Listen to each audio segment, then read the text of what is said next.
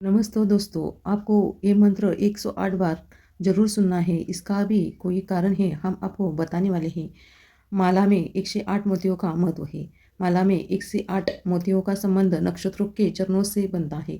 हर नक्षत्र के चरण होते हैं और 27 नक्षत्रों के कुल चरण 108 होते हैं। इसीलिए माला में 108 मोती में हम मंत्रों का जप 108 बार किया जाता है, जिन्हें कि आपको उसकी सभी ऊर्जा प्राप्त हो सके। ऊर्जा चैनल के सक्रिय करने के लिए योनि परंपरा को मानवीय शरीर को ब्रह्मांड का एक छोटा सा हिस्सा माना जाता है। शरीर में 108 बार हम जो भी मंत्र जाप सुनते हैं, उसका हमें अद्भुत परिणाम प्राप्त होता है। जो भी आपकी मनोकामनाएं होती है वो पूर्ण होती है। इसलिए ये मंत्र आपको 108 बार जरूर सुनना है, जिन्हें कि आपको उसकी हर ऊर्जा प्राप्त हो सके और आपको अधिक से अधिक फल प्राप्त हो। इसलिए आपको 108 बार एक मंत्र जरूर सुनना है। कोई भी मंत्र आप आधा अधूरा सुनकर ना छोड़े। इस मंत्र को आप अपने घर पर चलाइए, काम करते हुए सुनिए। इसका अधिक लाभ आपको मिलेगा। आपके घर की नकारात्मक शक्ति कम हो जाती है और सकारात्मक शक्ति बढ़ जाती है। इसीलिए ये मंत्र बस आपको ये मंत्र आपके फ़ोन पर लगाकर कोई भी काम करते हुए अधिक से अधिक सुनना है। ये मंत्र आपको पूरा सुनना है। ओम तत्पुरुषाय विद्महे महादेवाय धीमहि तन्नो रुद्र प्रचोदयात्।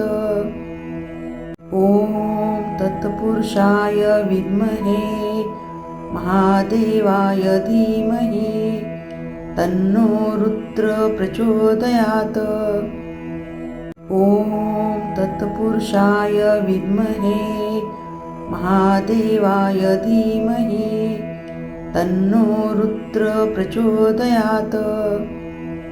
ओम तत्पुरुषाय विद्महे महादेवाय धीमहि तन्नो रुद्र प्रचोदयात्।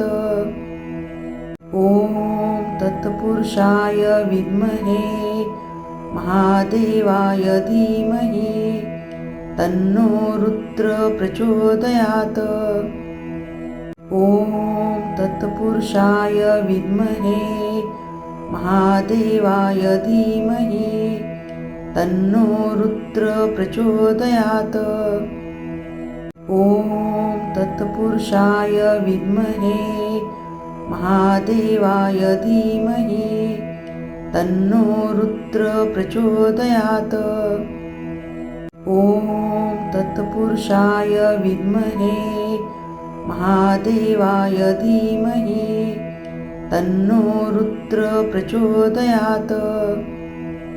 ओम तत्पुरुषाय विद्महे महादेवाय धीमहि तन्नो रुद्र प्रचोदयात्। ओम तत्पुरुषाय विद्महे महादेवाय धीमहि तन्नो रुद्र प्रचोदयात्। ओम तत्पुरुषाय विद्महे महादेवाय धीमहि तन्नो रुद्र प्रचोदयात्। ओम तत्पुरुषाय विद्महे महादेवाय धीमहि तन्नो रुद्र प्रचोदयात्। ओम तत्पुरुषाय विद्महे महादेवाय धीमहि तन्नो रुद्र प्रचोदयात्। ओम तत्पुरुषाय विद्महे महादेवाय धीमहि तन्नो रुद्र प्रचोदयात्। ओम तत्पुरुषाय विद्महे महादेवाय धीमहि तन्नो रुद्र प्रचोदयात्। ओम तत्पुरुषाय विद्महे महादेवाय धीमहि तन्नो रुद्र प्रचोदयात्। ओम तत्पुरुषाय विद्महे महादेवाय धीमहि तन्नो रुद्र प्रचोदयात्। ॐ तत्पुरुषाय विद्महे महादेवाय धीमहि तन्नो रुद्र प्रचोदयात्। ॐ तत्पुरुषाय विद्महे महादेवाय धीमहि तन्नो रुद्र प्रचोदयात्। ॐ तत्पुरुषाय विद्महे महादेवाय धीमहि तन्नो रुद्र प्रचोदयात्। ॐ तत्पुरुषाय विद्महे महादेवाय धीमहि तन्नो रुद्र प्रचोदयात्। ॐ तत्पुरुषाय विद्महे महादेवाय धीमहि तन्नो रुद्र प्रचोदयात्। ॐ तत्पुरुषाय विद्महे महादेवाय धीमहि तन्नो रुद्र प्रचोदयात्। ॐ तत्पुरुषाय विद्महे महादेवाय धीमहि तन्नो रुद्र प्रचोदयात्। ॐ तत्पुरुषाय विद्महे महादेवाय धीमहि तन्नो रुद्र प्रचोदयात्।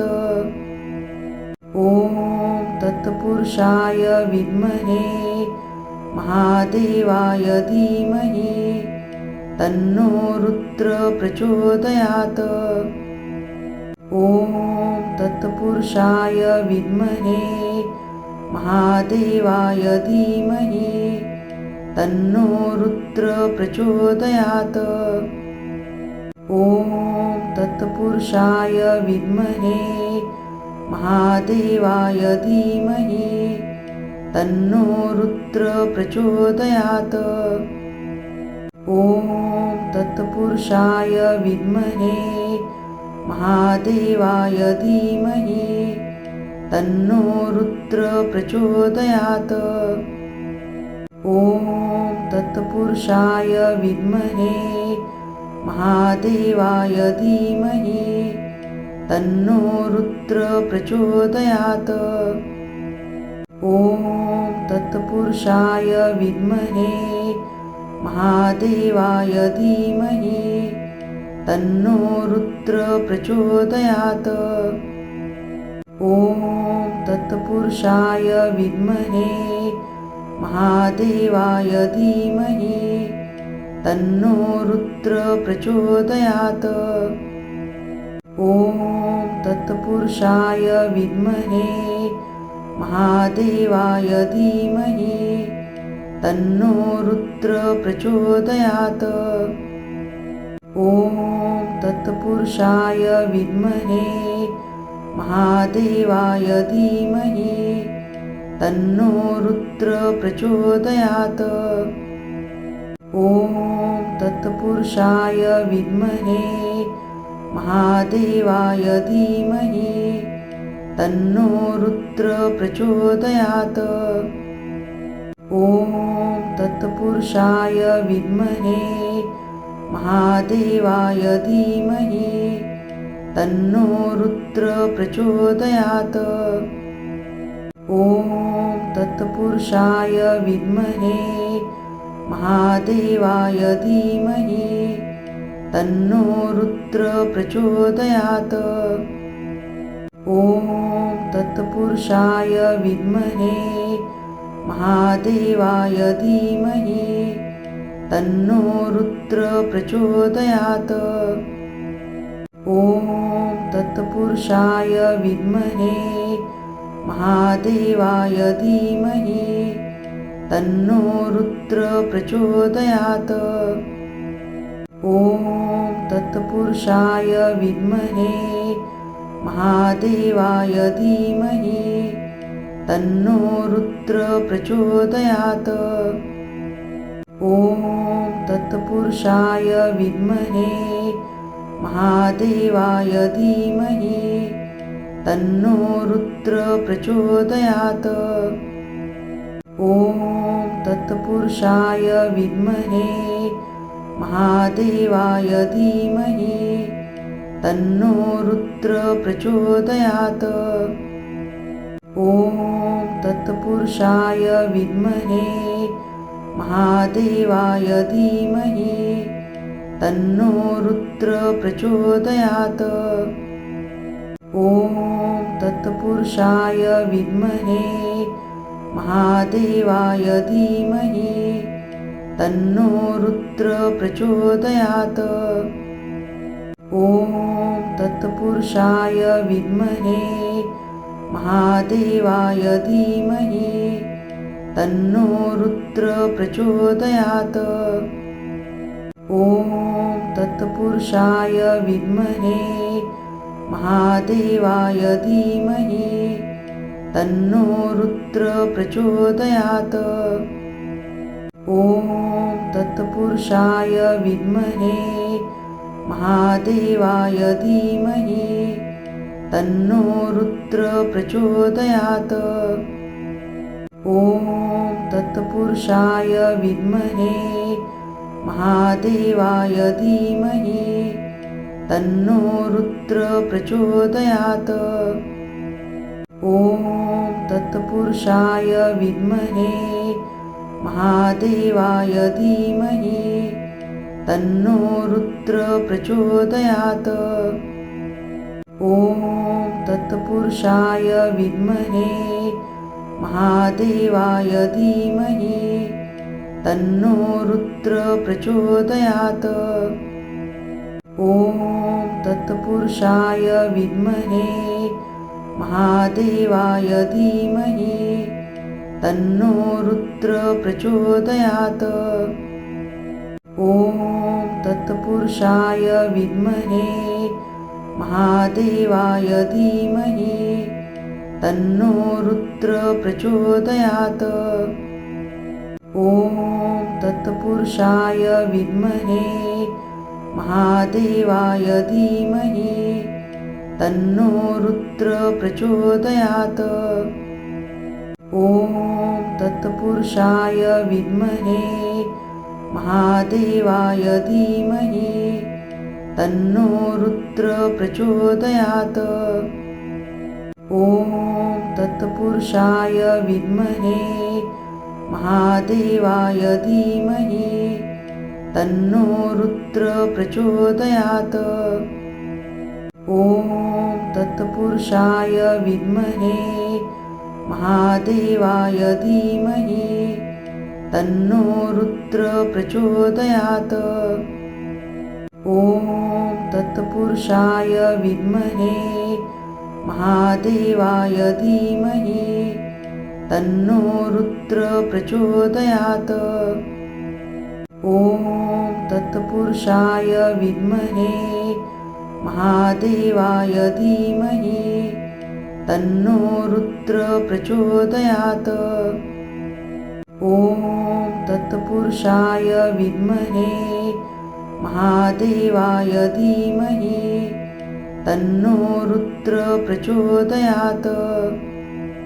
ॐ तत्पुरुषाय विद्महे महादेवाय धीमहि तन्नो रुद्र प्रचोदयात्। ॐ तत्पुरुषाय विद्महे महादेवाय धीमहि तन्नो रुद्र प्रचोदयात्। ॐ तत्पुरुषाय विद्महे महादेवाय धीमहि तन्नो रुद्र प्रचोदयात्। ॐ तत्पुरुषाय विद्महे महादेवाय धीमहि तन्नो रुद्र प्रचोदयात्। ॐ तत्पुरुषाय विद्महे महादेवाय धीमहि तन्नो रुद्र प्रचोदयात्। ॐ तत्पुरुषाय विद्महे महादेवाय धीमहि तन्नो रुद्र प्रचोदयात्। ॐ तत्पुरुषाय विद्महे महादेवाय धीमहि तन्नो रुद्र प्रचोदयात्। ॐ तत्पुरुषाय विद्महे महादेवाय धीमहि तन्नो रुद्र प्रचोदयात्। ॐ तत्पुरुषाय विद्महे महादेवाय धीमहि तन्नो रुद्र प्रचोदयात्। ॐ तत्पुरुषाय विद्महे महादेवाय धीमहि तन्नो रुद्र प्रचोदयात्। ॐ तत्पुरुषाय विद्महे महादेवाय धीमहि तन्नो रुद्र प्रचोदयात्। ॐ तत्पुरुषाय विद्महे महादेवाय धीमहि तन्नो रुद्र प्रचोदयात्। ॐ तत्पुरुषाय विद्महे महादेवाय धीमहि तन्नो रुद्र प्रचोदयात्। ॐ तत्पुरुषाय विद्महे महादेवाय धीमहि तन्नो रुद्र प्रचोदयात्।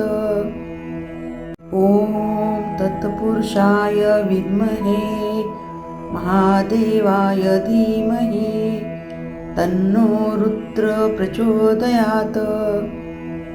ॐ तत्पुरुषाय विद्महे महादेवाय धीमहि तन्नो रुद्र प्रचोदयात्। ॐ तत्पुरुषाय विद्महे महादेवाय धीमहि तन्नो रुद्र प्रचोदयात्। ॐ तत्पुरुषाय विद्महे महादेवाय धीमहि तन्नो रुद्र प्रचोदयात्। ॐ तत्पुरुषाय विद्महे महादेवाय धीमहि तन्नो रुद्र प्रचोदयात्। ॐ तत्पुरुषाय विद्महे महादेवाय धीमहि तन्नो रुद्र प्रचोदयात्। ॐ तत्पुरुषाय विद्महे महादेवाय धीमहि तन्नो रुद्र प्रचोदयात्। ॐ तत्पुरुषाय विद्महे महादेवाय धीमहि तन्नो रुद्र प्रचोदयात्। ॐ तत्पुरुषाय विद्महे महादेवाय धीमहि तन्नो रुद्र प्रचोदयात्। ॐ तत्पुरुषाय विद्महे महादेवाय धीमहि तन्नो रुद्र प्रचोदयात्। ॐ तत्पुरुषाय विद्महे महादेवाय धीमहि तन्नो रुद्र प्रचोदयात्।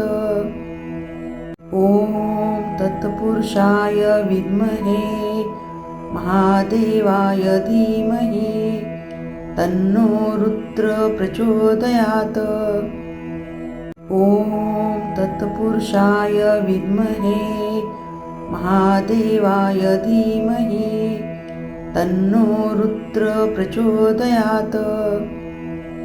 ॐ तत्पुरुषाय विद्महे महादेवाय धीमहि तन्नो रुद्र प्रचोदयात्।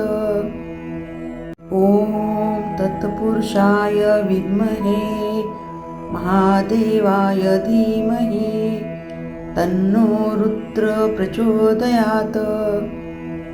ॐ तत्पुरुषाय विद्महे महादेवाय धीमहि तन्नो रुद्र प्रचोदयात्। ॐ तत्पुरुषाय विद्महे महादेवाय धीमहि तन्नो रुद्र प्रचोदयात्। ॐ तत्पुरुषाय विद्महे महादेवाय धीमहि तन्नो रुद्र प्रचोदयात्। ॐ तत्पुरुषाय विद्महे महादेवाय धीमहि तन्नो रुद्र प्रचोदयात्। ॐ तत्पुरुषाय विद्महे महादेवाय धीमहि तन्नो रुद्र प्रचोदयात्।